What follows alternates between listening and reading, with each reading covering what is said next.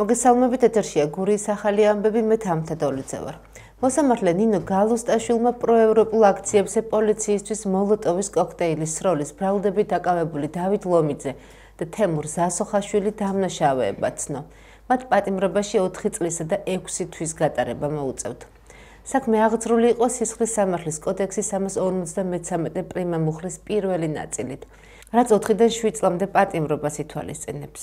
განაჩენი ნინო გალუსტაშვილმა თბილისის საქალაქო სასამართლოში დღეს 8 აგვისტოს გამოაცხადა. თქვენ გაქვთ უფლება მოითხოვოთ შეწყალება, ამ ფრაზით დაასრულოს ხდომა გალუსტაშვილმა. დაკავებისას ორივე ბრალდებულს ფიზიკურად გაუსწორდნენ. მათ ცემის კვალი აღკვეთის ღონისძიების ხდომასაც ეტყობოდათ. ბრალს არც ერთი მათგანი არ აღიარებდა. სამართლებრივი თვალსაზრისით აღნიშნულ სისხლის სამართლის საქმეზე თუ სუფთა სამართლებრივად მიუდგებით, გამამართლებელ განაჩენს ალტერნატივა არ აქვს. იქიდან გამომდინარე, რომ საქმეში არ არსებობს არანაირი ობიექტური მტკიცებულება და პირდაპირ ხასიათის მტკიცებულება, რომელიც წარდგენილ ბრალდებას დაადასტურებდა ორივე პირის მიმართ. მაგრამ სიმართლე რომ გითხრათ, დიდი მოლოდინები არ გვაქვს. პოლიტიკური მდგომარეობიდან გამომდინარე და იქიდან გამომდინარე, რომ აქციაზე არიან ეს პირები დაკავებული და როგორ სამართლებრივ პოლიტიკასაც ატარებდნენ დღევანდელი დღემდე, ჩვენ მაინც ცუდის მოლოდინი გვაქვს და წინასწარ მაინც არ ვიცით რა იქნება. 7 აგვისტოს 17 წელი შესრულდა რუსეთ-საქართველოს ომის დაწყებიდან. 5 დღიანმა ომმა საქართველოს 400-ზე მეტი მოქალაქის, სამხედრო და სამოქალაქო პირების სიცოცხლე იმსხვერპლა და 30,000-მდე დევნილად აქცია. რუსეთის მიერ ოკუპირებულია საქართველოს ტერიტორიის 20%. ცხინვალის რეგიონის კონფლიქტის ზონაში ეგრეთ წოდებული ცეცხლის შეწყვეტის რეჟიმის დარღვევა 2008 წლის ივლისის ბოლოდან დაიწყო, რაშიც მხარეები ერთმანეთს ადანაშაულებდნენ. ერთკვირიანი ესკალაციის შემდეგ 7 აგვისტოს საღამოს პრეზიდენტმა მიხეილ სააკაშვილმა ოსური მხარის პოზიციებზე ცეცხლის შეწყვეტის ბრძანება გასცა. იმავე ღამით ქართული სამშვიდობო ბატალიონის მეთაურმა მამუკა ყურაშვილმა განაცხადა, რომ ოსური მხარიდან სროლის განახლების გამო მიღებულია ცხინვალის რეგიონში კონსტიტუციური წესრიგის აღდგენის გადაწყვეტილება. საქართველოს ტერიტორიაზე საომარი მოქმედებები დაიწყეს რუსეთის 58 არმიის ნაწილებმა, რომლებიც მანამდე როკის გვირაბთან იყვნენ მობილიზებული. მომდევნო დღეებში რუსეთის ავიაციამ დაბომბა ვაზიანის და სენაკის სამხედრო ბაზები, მარნეულის სამხედრო აეროდრომი, ქალაქი გორი, ფოთის პორტი და კოდორის ხეობა. 2008 წლის 12 აგვისტოს საფრანგეთის პრეზიდენტმა ნიკოლა სარკოზიმ და რუსეთის პრეზიდენტმა დიმიტრი მედვედევმა მოსკოვში მოაწერეს ხელი საქართველოში საბრძოლო მოქმედებების დასრულების 6 პუნქტიან შეთანხმებას. ამ დოკუმენტის პირობებს რუსეთი დღემდე არ ღვევს და უარს ამბობს ომამდელ პოზიციებზე დააბრუნოს საკუთარი სამხედროები. 2008 წლის აგვისტოს ომის შედეგად დაიღუპა 200-ზე მეტი სამოქალაქო პირი. საქართველოს შეიარაღებული ძალების 169 სამხედრო მოსამსახურე და შინაგან საქმეთა სამინისტროს 19 თანამშრომელი. 2008 წლის აგვისტოს ომის შედეგად საქართველომ კონტროლი დაკარგა 189 სოფელზე. მათგან 125 დღემდე რუსეთის საოკუპაციო რეჟიმის ქვეშაა. აგვისტოს ომის შემდეგ რუსეთმა ეგრეთ წოდებულ დამოუკიდებელ რესპუბლიკებად აღიარა საქართველოს 2 ტერიტორია, ცხინვალის რეგიონი და აფხაზეთი. მცოცავი ოკუპაცია, ტერიტორიების მიტაცება და ადამიანების გატაცება დღემდე გრძელდება. გურიის გუბერნატორმა გიორგი ხურჯუმელიძემ მოადგილეებთან და ადგილობრივი ხელისუფლების წარმომადგენლებთან ერთად საქართველოს ტერიტორიული მთლიანობისთვის დაღუპულ მებრძოლთა მემორიალი და აგვისტოს ომში დაღუპული გმირების საფლავები ყვავილებით შეამკო. 2008 წლის აგვისტოს ომს გურიის რეგიონიდან 9 გმირის სიცოცხლე შეეწირა. მთავრობის განკარგულებით საქართველოს, აფხაზეთისა და ცხინვალის რეგიონების უკანონო ოკუპაციის მიზნით რუსეთის ფედერაციის მიერ საქართველოში განხორციელებული ფართომასშტაბიანი სამხედრო ინტერვენციის შედეგად დაღუპულთა ხსოვნის პატივის მიღების ნიშნად სახელმწიფო დროშები დაშვებულია გურიის რეგიონის ყველა ადმინისტრაციული ორგანოს შენობაზე. დღეს გავიხსენეთ და პატივი მივიღეთ 2008 წლის აგვისტოს ომის დროს დაღუპული სამხედროების და პოლიციელების ხსოვნას, მათ შორის 9 გმირის სიცოცხლე შეეწირა სამშობლოს დაცვას გურიის რეგიონიდან. ქეთს ვიხრით დაღუპულთა წინაშე და უსამძიმროდ გადასვლთა ოჯახებს. საქართველოს ერთიანობა ყველაზე და ყველაფერზე უფრო მნიშვნელოვანია. რამდენი ახალგაზრდა შეეწირა მაგ ერთიანობაზე, მთლიანობას და ღმერთით რამოდენიმე წელია უკვე არის ეს მშვიდობა გამყარებული და მინატრებდი რომ კიდე ასე დიდხანს გაგრძელებული იყოს.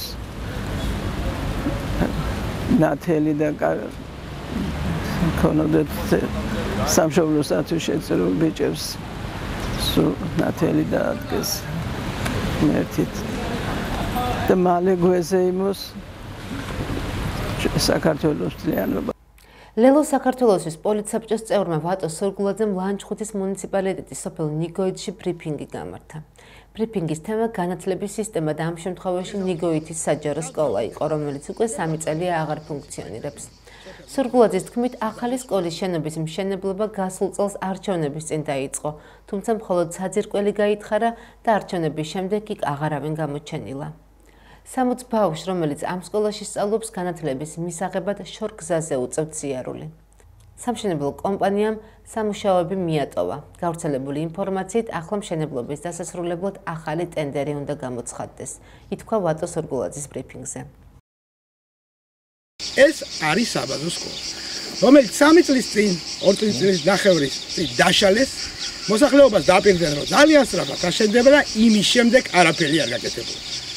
ხოლო ამოითხარა ეს ამხელა დიდი ვითომ სკოლის საფუძველი და ამის შემდეგ არაფერი გაკეთებულა.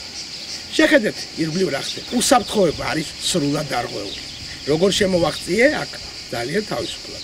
შემოვედი უკანა მხრიდან და აქ შეიძლება ბავშვები შემოვიდნენ.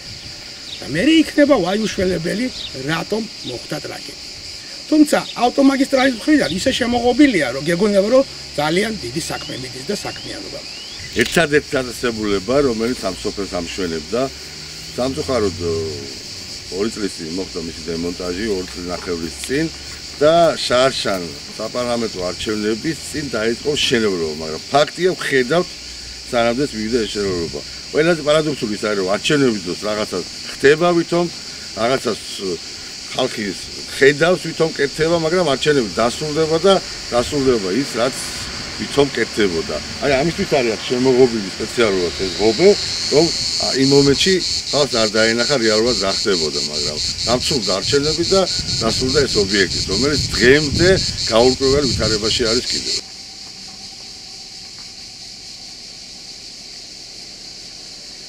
შინაგან საქმეთა სამინისტრომ ნარკოტიკების უკანონო ბრუნვის წინააღმდეგ განხორციელებული სპეცოპერაციის ფარგლებში 53 პირი დააკავა. დაკავებულებს შორის უცხო ქვეყნის მოქალაქეებიც არიან. მთელი ქვეყნის მასშტაბით ჩატარებული ოპერატიული და საგამოძიებო ღონისძიებების შედეგად ბრალდებულების მიერ მითითებული ადგილებიდან, ასევე დაკავებულების პირადი, ავტომანქანებისა და საცხოვრებელი სახლების ჩხრეკისას ნივთმტკიცების სახით ამოღებულია დიდი და განსაკუთრებით დიდი ოდენობით ნარკოტიკული საშუალებები. დანაშაულები 20 წლამდე ან უვადო თავისუფლების აღკვეთას ითვალისწინებს. სამართალდამცველების მიერ მოპოვებული მტკიცებულებები დგინდება, რომ დაკავებული პირები ნარკოტიკული საშუალებების რეალიზაციისთვის იყენებდნენ სხვადასხვა ინტერნეტ აპლიკაციას, სოციალურ ქსელებს და ასევე ეგრეთ წოდებულ ხელიდან ხელში გადაცემის მეთოდს. აღნიშნულთან დაკავშირებით შინაგან საქმეთა მინისტრმა გეკა გელაძემ ბრიფინგი გამართა. დავაკავეთ ნარკოტიკების რეალიზაციაში, რეალიზაციის მომზადებასა და რეალიზაციის ცდელობაში, ასევე განსაკუთრებით დიდი ოდენობით ნარკოტიკული საშუალების საქართველოს შემოტანასა და შეძენა შენახვაში ბრალდებული 53 პირი. დაკავებულებს შორის არიან როგორც საქართველოს, ასევე უცხო ქვეყნის მოქალაქეები. მთელი ქვეყნის მასშტაბით ჩატარებული ოპერატიული და საგამოძიებო ღონისძიებების შედეგად ბრალდებულების მიერ მითითებული ადგილებიდან დაკავებულების პირადი ავტომანქანებისა და საცხოვრებლების სახლების ჩხრეკისას ნივთკიცების სახით ამოღებულია დიდი და განსაკუთრებით დიდი ოდენობით ნარკოტიკული საშუალებები. დანაშაული 20 წლამდე ან უვადო თავისუფლების აღკვეთას ითვალისწინებს. შინაგან საქმეთა სამინისტროს და მის დაქვემდებარებაში არსებული საპოლიციო დანაყოფების თანამშრომლები ქვეყნის მასშტაბით 24 საათიან რეჟიმში ინტენსიურად აგრძელებენ ნარკოტიკული საშუალებების უკანონო ბრუნვის წინააღმდეგ ბრძოლას და ნარკორეალიზატორების დასაკავებლად კომპლექსური ღონისძიებების ჩატარებას, რისთვისაც მინდა თითოეულ მათგანს მადლობა გადაუხადო.